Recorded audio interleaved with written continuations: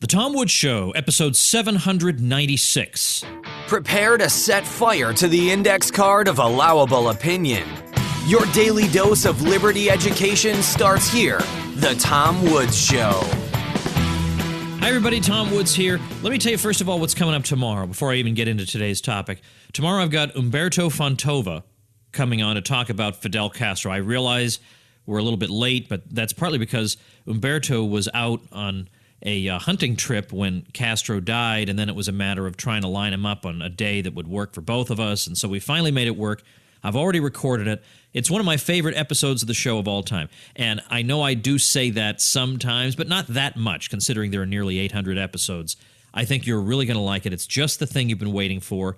It addresses all the claims you've heard, and it's done in a really, really interesting and invigorating way. Umberto is a very, very good interviewee. I'll just put it that way. You're really going to enjoy episode 797.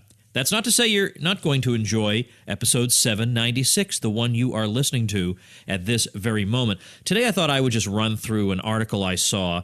I'm on the American Spectator's email list. I don't know how I got on it, but I'm still on it. Some email lists I jump off, and others I stay on. Stay on this one because once in a while they send me an interesting headline.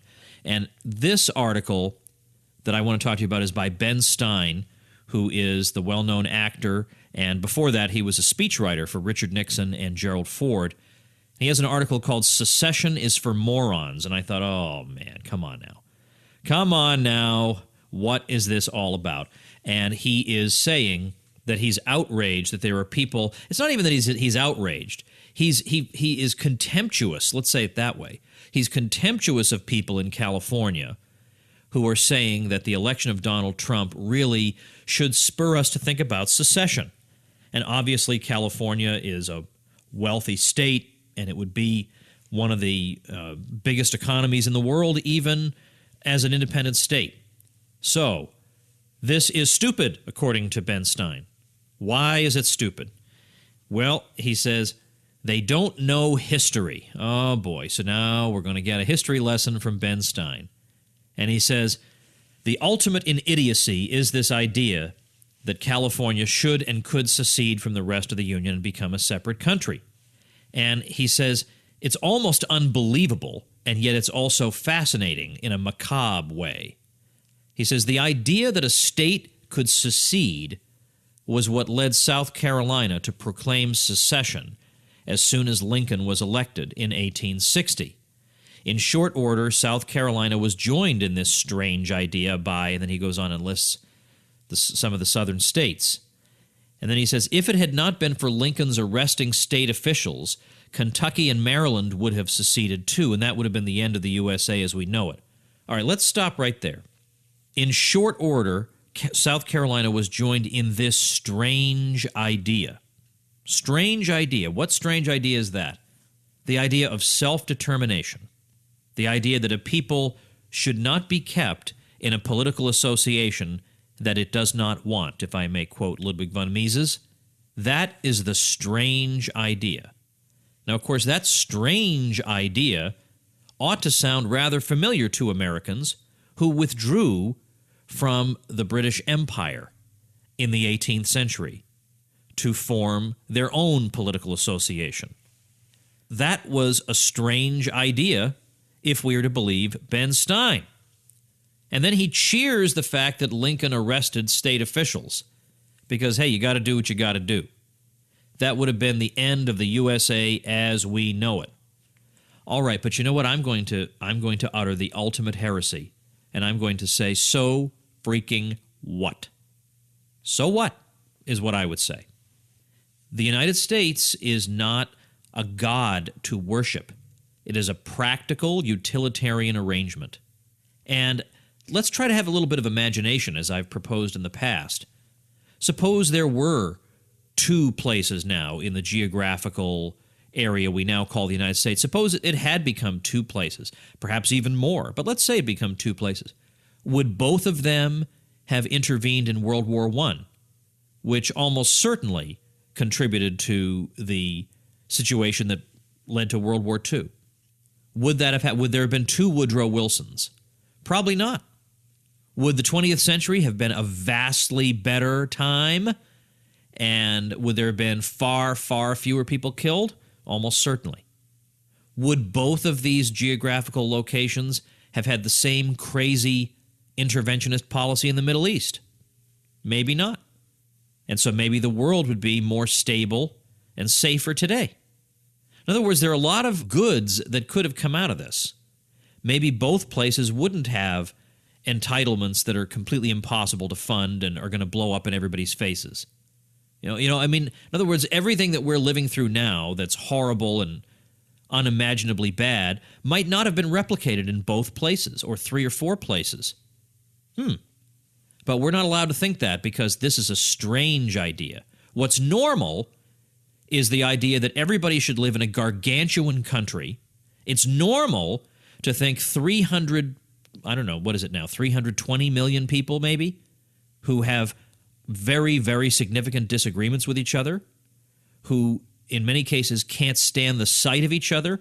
It's normal that they should all be ruled by one city in a one-size-fits-all manner. That's normal.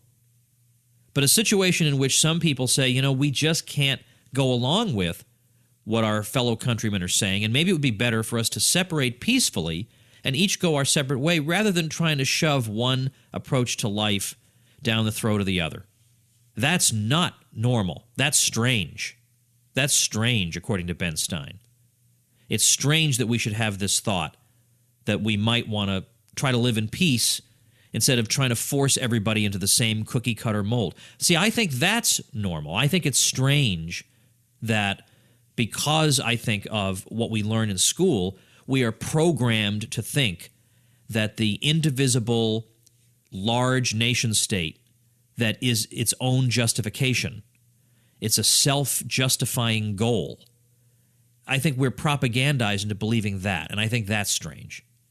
Because I think the normal human response to this, if you hadn't been propagandized about one nation indivisible your whole life, would be to say, well, if we don't get along, we should go our separate ways. Nobody would have thought, let's call out the army to force the Beatles to stay together. Because we all know the Beatles together are better than the Beatles as individuals. Well, that probably is true, by the way. You can argue that. But I wouldn't want to kill 620,000 people to vindicate that view. So I don't think it's strange that we might want to separate when we have obviously irreconcilable differences. Now, here's an interesting concession by Ben Stein, however. Interesting concession. He says, the amazing thing is that there is nothing in the Constitution forbidding secession. Well, that's okay. At least he admits that, which, by the way, automatically proves it's constitutional. So he doesn't try to say it's unconstitutional. He doesn't. And not only that, he says there's never been a Supreme Court case saying secession is illegal. Look for it. Go ahead. You won't find it. Well, there he's wrong. Texas versus White, 1869. So he's wrong about that. But to heck with that. The states created the federal government, and by extension, the federal courts. They can't have their own creation tell them what they're allowed to do, what they're not allowed to do. So you can ignore that.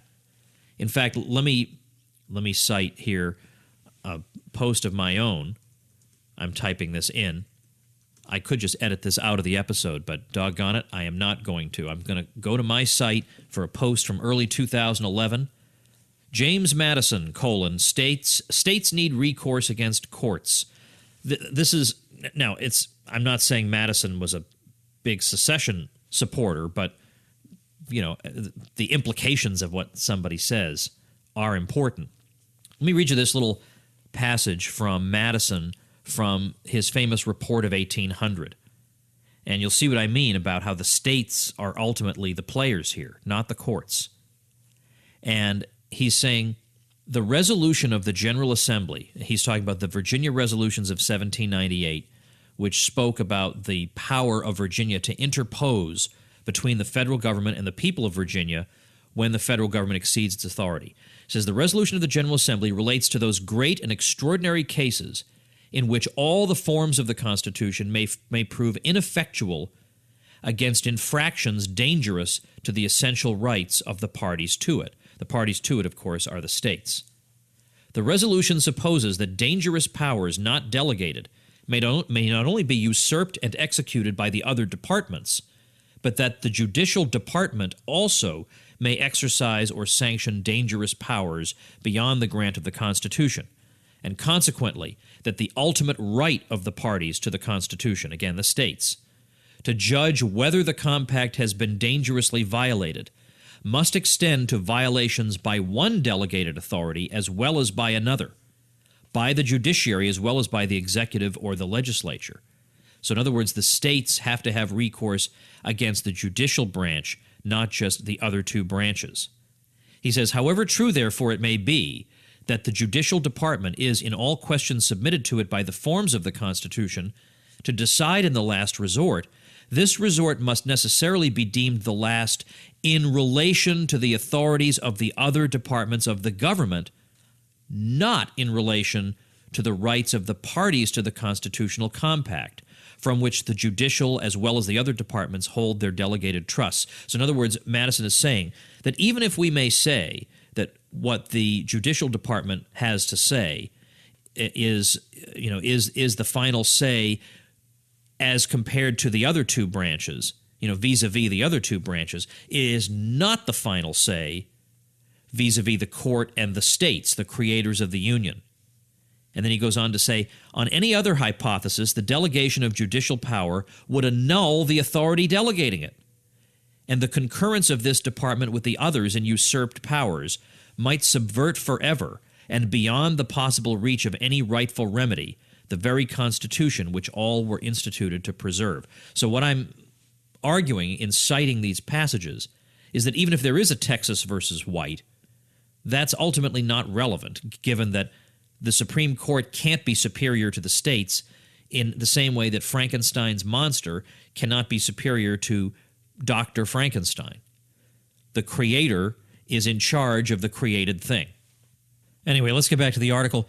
So he says, nothing in the Constitution forbidding secession, never been a Supreme Court case. Then he says, but the will of the people is that we stay together as a union. And it was that will, greatly compounded by the wish of many to end slavery, that led to the bloodiest war in U.S. history. More than 600,000 men died to keep the Union together and to free the slaves. We'll get to the slaves in a minute, but how about that? The will of the people cannot be questioned. The will of the people, that's what we say to 600,000 deaths. Well, it was the will of the people. Maybe the will of the people is perverse. Plus, how do you know that's the will of the people? People weren't allowed to speak their minds during the war.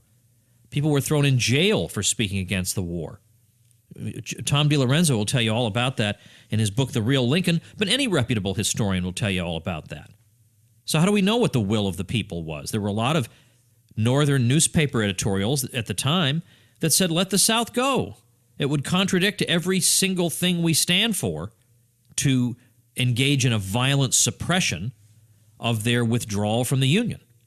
Now, I've done an episode, I guess I'll have to link to it. I've done at least one episode, probably more, on secession, but where I go through point by point the arguments in favor. And the arguments are just overwhelming in favor of secession, both in an American context and as a more or less general principle. So I won't rehearse all that here because I've already covered it. And you'll enjoy those episodes, I'm fairly sure. So I won't go through all that. But the will of the people just seems like such a weirdly, I don't really quite know what the word is, but seems like a much too benign-sounding phrase to cover over 600,000 deaths. And actually recent revisions of the deaths actually get them closer to 800,000, in fact. But all the same, the will of the people demanded it. All right. Well, these are pretty bloodthirsty people. I mean, how do you... Just seems like a morally obtuse thing to say. Sure, 600,000 people died, but what were you going to do, right? The people demanded it. And then slavery. Well, it's not too difficult to demonstrate that neither side really felt like it was fighting for anything that had anything to do with slavery. If you actually read the diaries and the letters that were written home, the correspondence that were written by Northern and Southern participants in the war, what you find is that they were basically fighting for patriotic principles. And they both sides thought they were fighting for what the Founding Fathers had given them. And what was that? Well, in the Northern case, Founding Fathers left us this Union. And in the Southern case, the Founding Fathers left us the principle of self-determination, that, you know, when an oppressive situation overwhelms you, you can have your own. You can go your own way. That is also a principle of the Founding Fathers. Now, we can tell, we don't have to guess what people were writing home and what they were saying to their loved ones or what they were writing in their diaries, because we actually have a whole work of history devoted to precisely this question, and that is a book by James McPherson, who is not by any means pro-South or anything such thing as that. He's very much a very heavily pro-abolitionist historian, but his book, For Cause and Comrades, Why Men Fought in the Civil War, does cover this. He goes into the documentary literature and shows what the reasons given were. In fact, let me write that down, For Cause and Comrades. So I'll put that on the show notes page, put my episodes on secession, put the DiLorenzo book on Lincoln. There. All right, let's go back to Ben Stein. Let's keep on talking here. That is not Ben Stein. Here we are. Okay. Then he says, do the morons who are proposing secession here in sunny Cal have any idea of just how serious a matter this is? Obviously, there is no issue on the table remotely as morally compelling as ending slavery. What is even remotely worth even the possibility of fighting another civil war? All right, this is so confused. I really don't know where to start. So he begins by saying, there's no issue on the table remotely as morally compelling as ending slavery. Okay, but since ending slavery had nothing to do with Lincoln's decision to launch the war, any historian will tell you that. Any historian. He was very, very blunt about that. He wanted to preserve the Union. So what he should say is, there is no issue on the table remotely as morally compelling as saving the Union, maybe, because that's what the war was fought over. And by the way, that's not at all to say that the South wasn't at all thinking about slavery when it seceded. These are two entirely different questions, by the way. The secession and the war. Yes, no doubt the Southern states were thinking about slavery, at least some of them. Some of them were thinking about slavery when they seceded. But that's a very different question about why was the war fought. And people conflate these things, as Ben Stein obviously does, because he can't even keep conceptually distinct in his mind the ideas of secession and civil war. He's saying to California, look, what could possibly be worth another civil war? But who says that it has to be a civil war? Why can't we be civilized for a change? There have been peaceful secessions in the history of the world. Norway and Sweden, for example, or the secessions of the former Soviet republics. These things have been able to happen peacefully. The secession of Slovenia. There's no reason that secession and civil war have to go hand in hand, but I think a lot of Americans associate those things together because I think the Civil War, or as it's so-called Civil War, is taught to them, I think, is intended to confuse the issue. So let's go back and look at those words again. I just can't get over this. So there's no issue on the table remotely as morally compelling as ending slavery. Okay, but again, the whole war issue, the whole thing came to war not over slavery. It came to war over the desire to preserve the Union. So there wouldn't have been a war if the decision had been made, look, let's let the South go, and maybe sometime in the future we'll rejoin. But it's certainly not worth hundreds and hundreds of thousands of people dying and people starving to death and all that, having their towns destroyed. It's not worth doing that. No, that wasn't the approach that was taken, but it could have been taken. Could have been taken. And then he says, what is even remotely worth even the possibility of fighting another civil war? Well, that would be up to the federal government to decide, wouldn't it? It would be up to the federal government to decide whether there's going to be a civil war over the decision of a whole bunch of people, millions of people, to form their own political society. They wouldn't be using force. They would be making a peaceful decision. Whether civil war occurs is entirely in the hands of the federal government. And so what we should be saying is that there won't be any civil war, because in the federal government we will have civilized people who realize that other civilized people resolve their differences peacefully and they don't use violence. So why does Ben Stein think that the very possibility of a California secession, which I consider highly unlikely but not impossible, necessarily involves civil war? If the federal government was going to come in with tanks, maybe they would just stand down and not do it. There doesn't have to be civil war, but California is not going to go around shooting. They're not going to have Californian troops shooting people in Montana or going to try to overthrow the government in Washington, D.C. They just want to be left alone. Any violence would be entirely on the side of the federal government. So if Ben Stein is so concerned about the possibility of a civil war, he shouldn't be lecturing Californians. He should be lecturing the savages in the federal government who he apparently believes would engage in violence. Well, then talk to them. There's just no imagination in Ben Stein at all when it comes to this. And it's true of almost everybody, unfortunately. Our moral imagination has been stunted by the propagandists. They cannot imagine the idea of decentralization. They cannot imagine that maybe living in a great big country isn't its own justification. And he goes on to say, the country is nutty enough as it is. Let's just go eat some hot dogs down at Carbon Beach and forget silly ideas like secession. Well, my view is the country is nutty enough as it is. That's why we should let California go.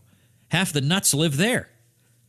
But yeah, the country is nutty enough as it is. Let's forget silly ideas like secession. Why are they silly? Because they're not on the 3x5 card of allowable opinion. That's why. There's obviously nothing in and of itself silly about the idea of some people wanting to withdraw from a larger confederation because they think they would be better served governing themselves. There's obviously nothing silly about that. That is the very height of common sense. There's nothing silly about that. It's silly only because Mitch McConnell and Nancy Pelosi don't think we ought to be talking about it. But why would I want to take dictation from them? And then he says, and maybe, just maybe, the schools could start teaching history. The Ben Stein history is a comic book in which there are bad people in the states and good people running the federal government. And sometimes those bad people need to be hit with a hammer. And it's a good thing we handed those hammers to the people in the federal government because they're wise and wonderful. I guess if you're a Nixon and Ford speechwriter for a while, you'd start to believe stuff like that. But in fact, the schools, if they were to start teaching history, it would be to teach the opposite of what Ben Stein wants taught. What Ben Stein is talking about is being taught everywhere. Everybody believes what he believes about secession and slavery, but particularly about secession. It's stupid. Well, I will give him credit. At least he admits that the Constitution doesn't forbid it. So, I mean, that's better than most schools. But we really should have schools that teach real history. And incidentally, I might point out to you, by the way, that starting today, we're actually running a bit of a special on the master membership at libertyclassroom.com, which is where you get lifetime access to all the courses we produce, where we teach real history, not the phony baloney Ben Stein version or Nancy Pelosi version, but the real thing, plus economics and stuff, plus all the 400 and something videos I did for the Ron Paul curriculum. For the courses that I made for that, that's all thrown in as a bonus. We're running a December special through December 30th, 2016. So you can check that out at libertyclassroom.com. Grab that because as of December 31st, boom, it goes right back up to the regular price. You save a bundle right now. So check that out at libertyclassroom.com. I think that's pretty much all I had to say about this article, but I wanted to get it off my chest, and now I've done that. Well, tomorrow, Umberto Fontova joins us, and man, are we going to have some fun talking about Fidel Castro, the real history of Castro, the phony baloney version you get in Hollywood and the media, and also we're going to talk about Umberto's own family experience because he and his family got out of Cuba in 1961. So it's an interesting story all around. I hope you'll join me for it. Episode 797. Today's show notes page is tomwoods.com/796. where I will link to books that I mentioned in this episode, as well as previous episodes relating to secession. Thanks for listening. Become a smarter libertarian in just 30 minutes a day. Visit TomWoods.com to subscribe to the show for free, and we'll see you next time.